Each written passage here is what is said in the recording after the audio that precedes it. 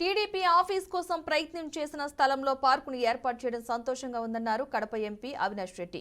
ఆదివారం కడప జిల్లా అక్కాయపల్లి సమీపంలో పార్కు ప్రారంభించారు.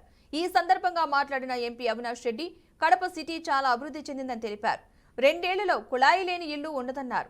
మరోసారి సీఎం జగన్ ను అందరూ కలిసి గెలిపించుకుందామని కోరారు.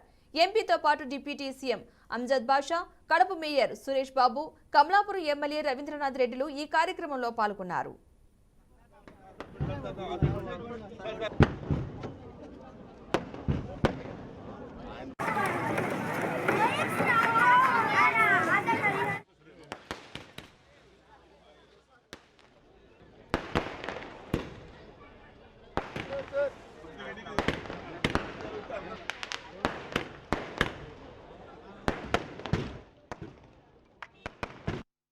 వాటర్ పైప్ లైన్కి సంబంధించిన దాదాపు ఒక 400 కోట్ల రూపాయల వరకు కూడా శాంక్షన్ అయింది. టెండర్లు కూడా పూర్తయినాయి.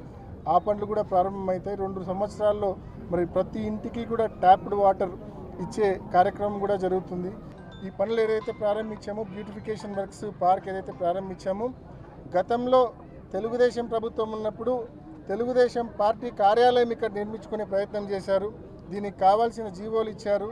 మళ్ళా కోర్టుకు పోయి ఏడాదికి రూపాయి అద్దె అంట, ఏడాదికి రూపాయి అద్దెతో జీవో ఇచ్చుకున్నారు తెలుగుదేశం పార్టీ కార్యాలయం నిర్మించుకునేటట్లు.